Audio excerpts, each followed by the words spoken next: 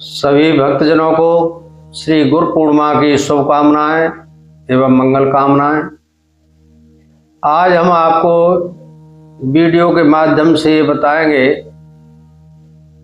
कि ये गुरु पूर्णिमा की पूजा कैसे की जाती है, कैसे गुरु पूजा करके जो है इसका फल प्राप्त होता है। दूसरे, यदि गुरुजी कहीं दूर रहते हैं, कहीं बाहर आश्रम है, ज़्यादा दूर रहते हैं आपके स्थान से, आप नहीं पहुंच पाते हैं अथवा और भी कोई परिस्थिति हो सकती है जिस कारण से आप गुरुजी के आश्रम में नहीं पहुंच रहे, तो आप घर पर रह करके श्री गुरु के चरणों की पूजा कैसे कर सकते हैं, इसके बारे में भी हम आपको बताएंगे। तीसरी बात यह है कि गुरु के पूजन से परमात्मा की कृपा कैसे प्राप्त हो जाती है, परमात्मा का आशीर्वाद कैसे प्राप्त होता है, इस विषय में भी आपको चर्चा करेंगे।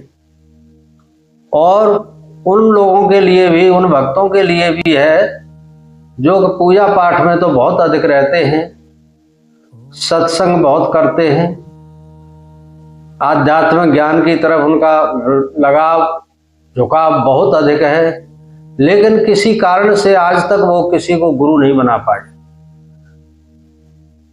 तो ऐसे लोगों को क्या करना चाहिए और कैसे वो इस पूजा पाठ के लिए और गुरु बनाने के लिए उन्हें क्या और कैसे पूजन करना चाहिए, इस विषय में भी हम आपको बताएंगे। ये सब बात सुनने के लिए आपको अंत तक जुड़े रहना है और पूरा वीडियो जब तक नहीं देखेंगे तब तक आपकी समझ में नहीं आएगी, इसलिए पूरी बात सुनने के लिए आपको पूरे समय तक जुड़ करके ही रहना पड़ेगा। आप ध्यान से सुने। ये गुरु पूर्णिमा इस वर्ष की 29 जुलाई 2026 को बुधवार की है। ये गुरु पूर्णिमा ऐसी है इस बार कि इसमें एक ही दिन में कई कई योग बने हुए हैं।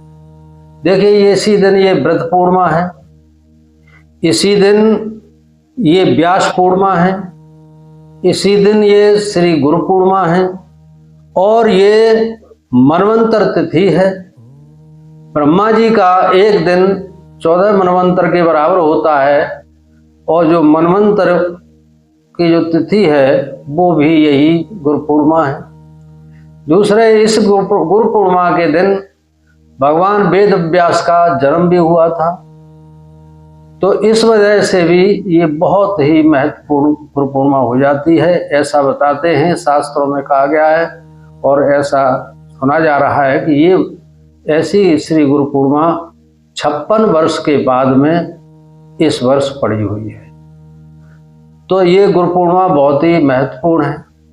इस दिन क्या दान करना है, कैसे दान करना है, इस बारे में भी हम आपको बताएं। तो ये गुरु पूर्णिमा व्यास पूर्णिमा भी है। व्यास जी का जन्म हुआ था और पाराशर नंदन व्यास जी ने समस्त शास्त्रों की रचना की, वेदों की रचना की और इसी दिन ये सभी शास्त्रों की रचनाएं पूर्ण हुई थी। इसलिए ये गुरु पूर्णिमा का महत्व अधिक बढ़ जाता है। जितने भी शास्त्र हुए, ब्रह्मा जी ने लिखे बोले, जो भी कुछ हुआ, लेकिन व्यास जी ने केवल और केवल अथक प्रयास करके गणेश जी की कृपा से सारे शास्त्रों को पूर्ण करके और यहाँ कर दिया। तो इस तरह से व्यास पूजा भी इसी दिन हो जाती है। जो हाँ भी धर्म की चर्चा होती है, आध्यात्मिक चर्चा होती है अथवा वेदों का व्याख्यान होता है, श्रीमद् भागवत इत्यादि का भी व्याख्यान जहाँ भी होता है, तो वहाँ भी व्यास गद्दी दी जाती है। वो व्यास गद्दी उन्हीं व्यास जी के नाम से जाना जाता है। वैसे तो व्यास जी का नाम श्री कृष्ण था, लेकिन वेदों की रचना करने से उनका नाम वेद व्यास पड़ा और द्वीप में जमुना जी के दूध में उत्पन्न होने से वो द्वैपायन कहलाए। इस तरह से व्यास जी की बड़ी बड़ी महिमा है। ब्रह्मा जी 4 मुखों से जिनका वर्णन करते हैं, आज व्यास जी ने अपने एक मुख से ही और गणेश जी की कृपा से उन्होंने सारे वेदों का, सारे शास्त्रों का, और जो भी आप आज सनातन धर्म में जिस भी संप्रदाय में, संप्रदाय कोई भी हो, लेकिन जहां भी श्रुति स्मृति शास्त्र वेद पुराण जो भी आप सुनते हैं, जितनी भी आप धर्म चर्चा सुनते हैं, वो सब वेद व्यास की ही देन है। और उसी से आज सनातन फल रहा है और फूल रहा है। आपके अंदर भी जो भक्ति के अंकुर उत्पन्न होते हैं, तो उसका महत्व भी आज गुरु पूर्णिमा का ही है। देखिए, गुरु पूर्णिमा ऐसी होती है कि जिन लोगों ने गुरु से दीक्षा ली है और गुरु मंत्र का अपने अंतःकरण में धारण किया हुआ है और गुरु मंत्र का जाप करते हैं, तो उसके लिए जाप की संख्या कोई ऐसी नहीं कही गई है कि आप 1 घंटे कर लीजिए।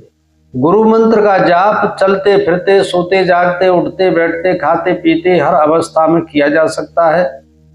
जिस प्रकार से एक मनुष्य 24 घंटे में 21,600 बार श्वास लेता है, तो तैसे ही आप जो है बिना गिनती के भी आप जाप कर सकते हैं। अगर उसमें आप सोने वाले टाइम को भी निकाल देंगे, 6 घंटे 5 घंटे, तो उतने बाद में भी आप 21,600 बार श्वास लेते हैं 24 घंटे में, तो उतनी श्वास कम कर दीजिए, तब भी आप एक बार की श्वास में 2-3 बार तो मंत्र जाप कर ही लेते होंगे। तो इस क्रम से भी आपकी जाप संख्या स्वतः ही चलती रहती है और भगवती की कृपा प्राप्त होती है। आपका ध्यान होना चाहिए, चिंतन होना चाहिए। एक और विधि मैं आपको बताता हूं कि सोते हुए समय का भी सदुपयोग कैसे किया जा सकता है। आप दीक्षा प्राप्त हैं, आपके गुरुजी की आपके ऊपर महती कृपा है और आप गुरु चरणों में विश्वास रखते हैं, तो जब भी आप रात्रि को सोते हैं तो आप अपने बाहें करवट से लेट करके और मंत्र जाप करते हुए अगर सोते हैं, तो जब भी आंख खुलेगी प्रातः काल तक की वो भक्ति में ही आपका समय माना जाता है और उसी से आपकी मंत्र शक्ति जागृत हो जाती है और आपका सोने वाला समय भी आपके भजन में सदुपयोग में आपके काम आ गया।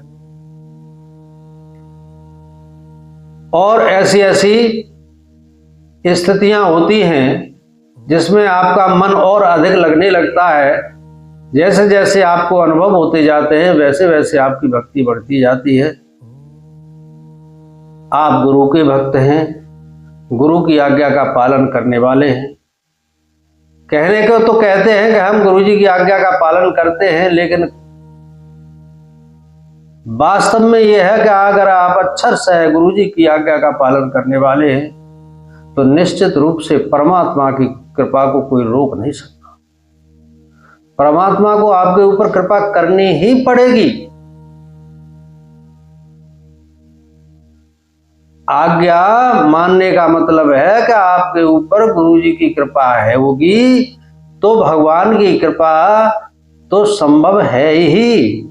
भगवान अपनी कृपा को रोक नहीं पाएंगे। यदि आप गुरु जी की आज्ञा का पालन नहीं करते हैं, गुरु जी से कहते हैं जी सर, हाँ साहब कर लेंगे, आप बताएंगे सो ही हम करेंगे, लेकिन आप अपने मन का काम करते हैं, तो उसमें कोई गारंटी नहीं होती है कि आपका वो कार्य हल ही होगा। जिस प्रकार से राजा बलि थे, बलि विद्वान भी थे, भक्त थे, तो भगवान वामन का रूप धारण करके जब बलि के सामने आए थे, क्योंकि उन्होंने देख लिया कि बलि बहुत ही दानी है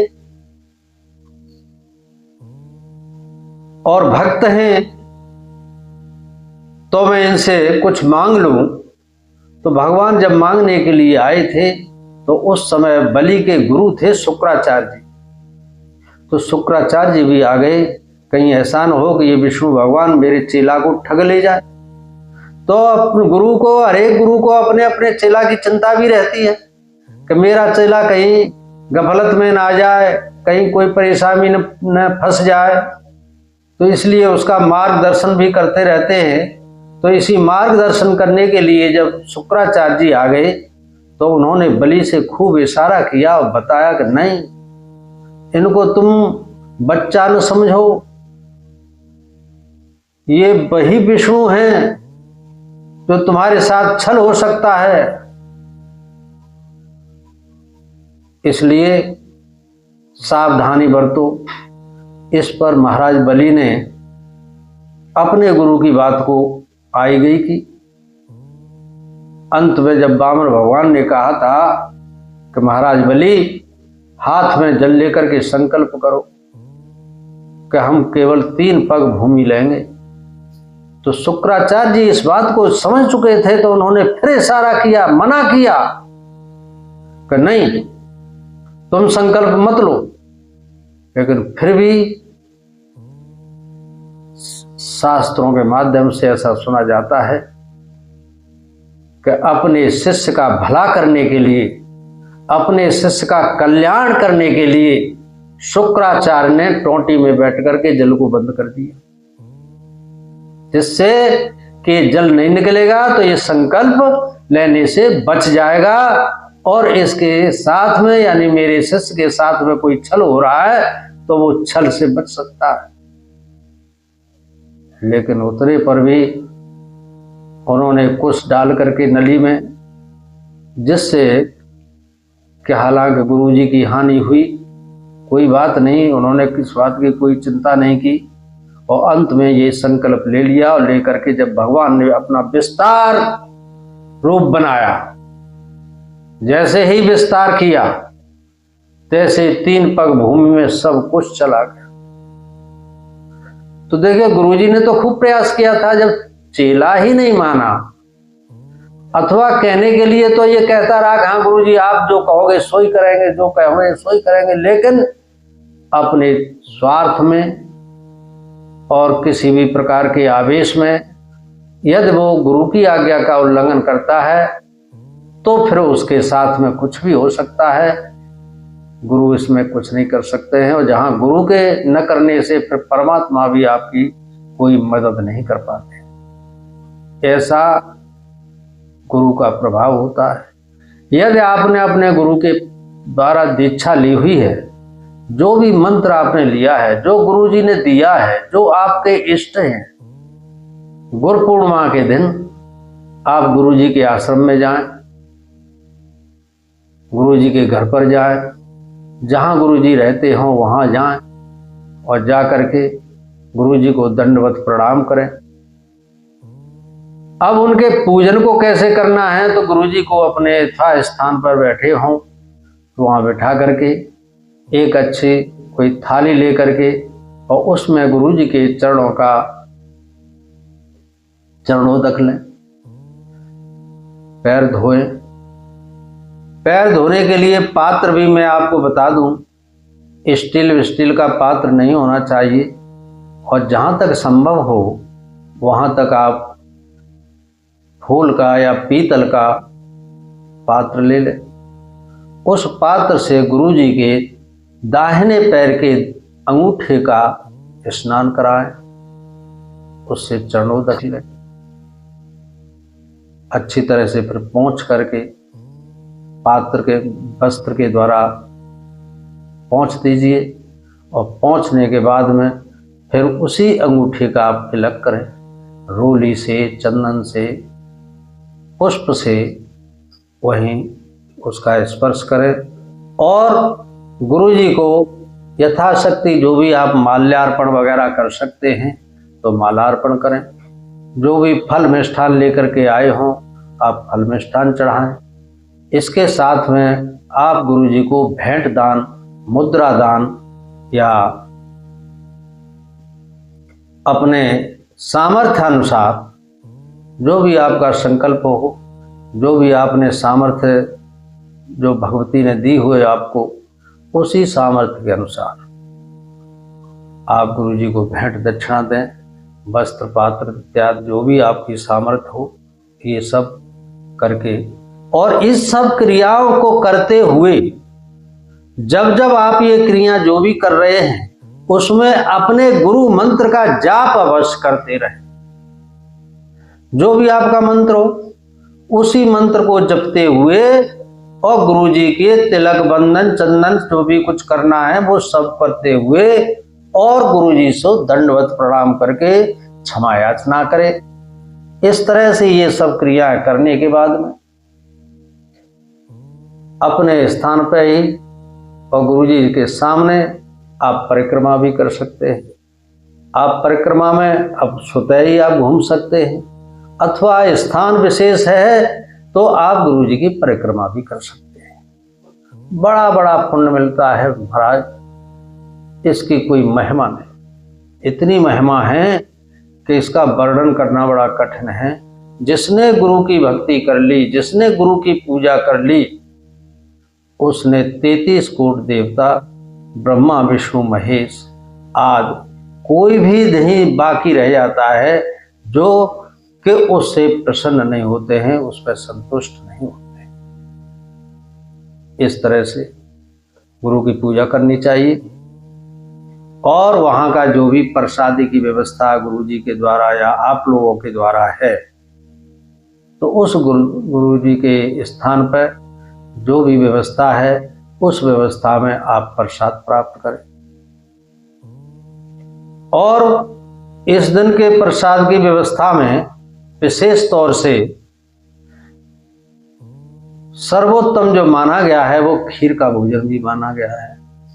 और देसी घी खीर में थोड़ा सा मिला दें, उसका प्रसाद प्राप्त करने से, अथवा शुद्ध दूध का जो भी प्रसाद बना हो उसका प्रसाद, अथवा खोआ इत्यादि का जो भी प्रसाद बना हो उस प्रसाद को ग्रहण करना चाहिए। उस प्रसाद को ग्रहण करने से आपके कुंडली में कोई भी ग्रह खराब पड़ा हो वो सब अपने आप ठीक हो जाते हैं। यहाँ तक के काल सर्प योग वगैरह भी वो सब शांत हो जाता करते हैं। ये इस तरह से विधि है, साधारण विधि है, इसमें कोई विशेष नियम नहीं है, न कोई ऐसी कठिनाई की बात है। अब जो भक्त लोग अपने गुरु जी के आश्रम पर नहीं पहुंच पा रहे, कोई उनके सामने समस्या खड़ी हो गई, कोई किसी प्रकार का सूतक पातक लग गया, अथवा कोई विषम परिस्थिति आ गई जिस कारण से गुरु जी के आश्रम पर स्थान पर नहीं पहुंच पा रहे, तो वो अपने घर पर रह करके जो भी गुरु जी की प्रतिमा हो या कोई तस्वीर हो या उनका फोटो हो तो उसी फोटो का वो पूजन करें। जल से थोड़ा आचमन कराएं, जल छिड़क दें, वस्त्र से पोंछ दें, पोंछ करके गुरु जी के चरणों पर तिलक बंधन करें। जो भी है रोली से, चंदन से ये सब तिलक कर दें, पुष्प चढ़ा दें और भोग लगाएं। और दान दक्षिणा जो भी कुछ हो, फल इत्यादि जो भी कुछ हो। अब जैसे बाहर का पूजन, बाहर जाने का समय नहीं है, आप घर पे ही पूजन कर रहे हैं, तो वहाँ श्रीफल का पूजन में जरूरी होता है। वहाँ गुरु जी के सामने एक श्रीफल या नारियल हरा लेकर के गुरु जी के सामने भेंट करें और फिर दान दक्षिणा जितनी भी आपकी व्यवस्था है उसी व्यवस्था से वस्त्र पात्र इत्यादि जो भी कोई व्यवस्था है, धन की व्यवस्था है, रुपया पैसे की व्यवस्था है, जो भी है गुरु जी के चरणों में अर्पण कर दें। और फिर जब भी आपका गुरु जी के आश्रम पे जाना हो आप उस वस्तु को ले जाएं और गुरु जी को अर्पण कर दें। ये घर पर रह करके भी ये पंचोपचार भी पूजन हो सकता है। आप करेंगे तो 5 प्रकार से रोली लगाइए, चंदन लगाइए, कलावा पहनाइए, कलावाद समर्पण कर दीजिए, यज्ञोपवीत समर्पण करिए, धूप बत्ती दीपक ये प्रसाद भोग ये सब पंचोपचार पूजन में आता है। पुष्प पुष्पमाला देख करके इस तरह से भी आप गुरु जी का पूजन कर सकते हैं। अब बात हम करते हैं उन लोगों की जो लोग विद्वान हैं लेकिन गुरु किसे बनाए। उनसे अधिक विद्वान है कौन जिसको गुरु बनाए। इस संशय में और इस कठिनाई के दौर में वो विद्वान तो होते चले जाते हैं, हो जाते हैं, लेकिन उनका कोई गुरु नहीं हो पाता है। और गुरु बनाने के लिए वो चिंतित रहते हैं कि किसको गुरु बनाएं, हमारे बराबर हमें कौन ज्ञान दे सकता है। हमें ज्ञान ज्यादा है, गुरु के अंदर ज्ञान कम है, तो वो हम उसको गुरु कैसे बना सकते हैं। तो इसके लिए एक सहज उपाय ये है कि आपका जो भी इष्ट हो, चाहे भगवती जगदम्बा हो, दुर्गा जी हो, भगवान भोलेनाथ हो, विष्णु भगवान हो, अथवा हनुमान जी हो, और भी अन्य अन्य जो भी आपके इष्ट हों, भगवान श्री राम को आप अपना इष्ट मानते हो, भगवान कृष्ण को अपना इष्ट मानते हो, राधा रानी को आप इष्ट मानते हो, किसी को भी जिसको भी आप इष्ट मानते हो उसी इष्ट से ये प्रार्थना करें कि हमको हमारे गुरु की खोज कराओ और हमारे गुरु को हमारे सामने प्रकट करो। तो वही इष्ट की कृपा से आपको आपका मनचाहा गुरु मिल जाएगा। वो गुरु मिलेगा आपको जो आपके प्रारब्ध अनुसार पहले से सुरक्षित हुआ रखा होगा, वही गुरु आपको मिलेगा।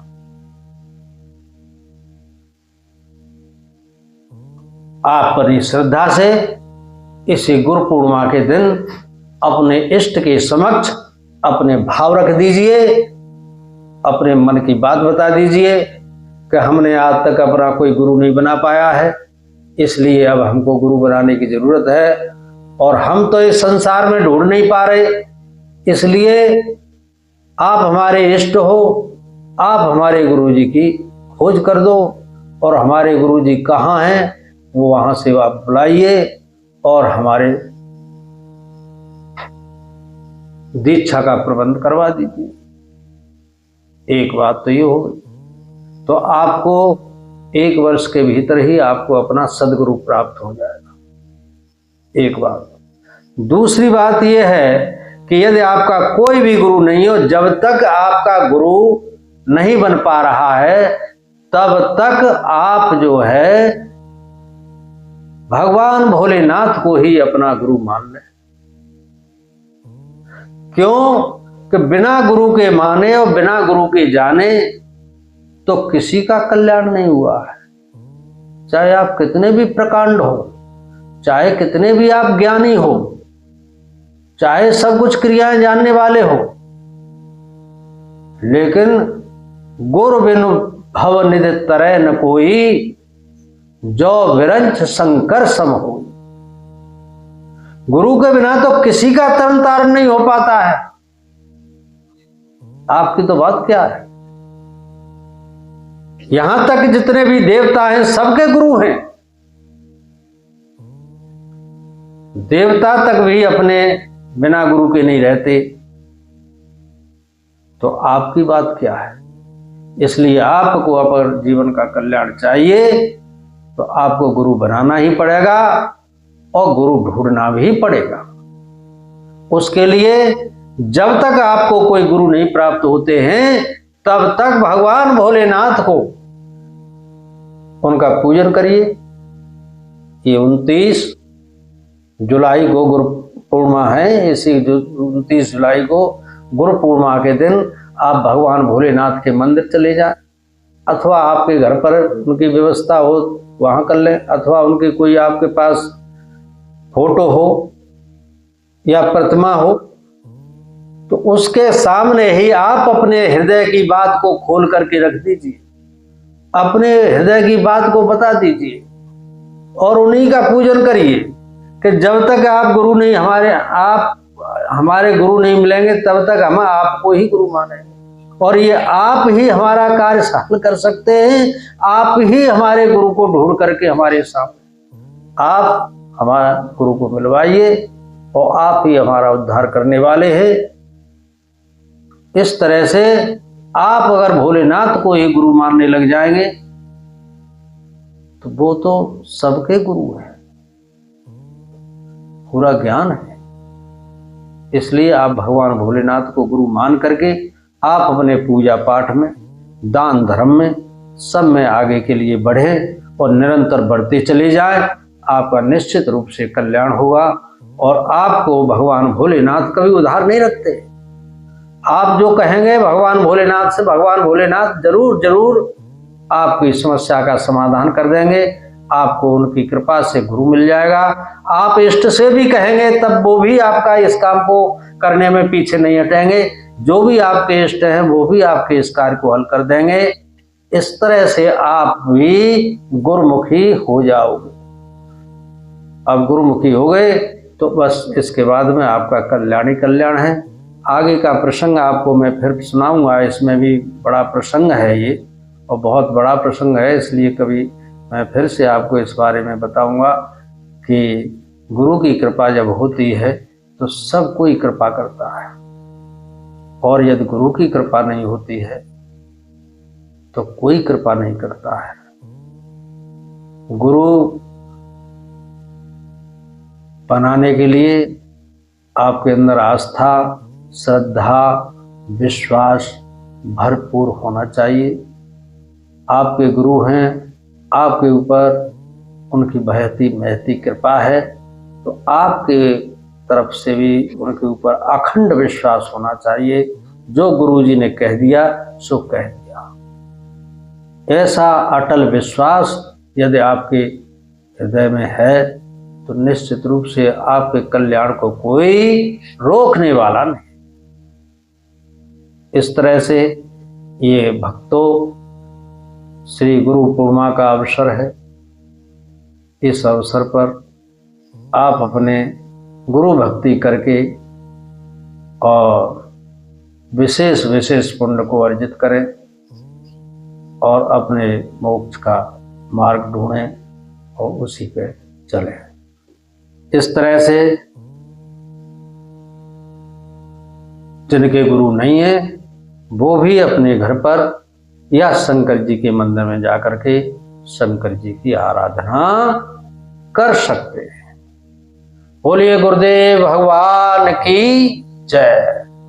सत्य सनातन धर्म की जय।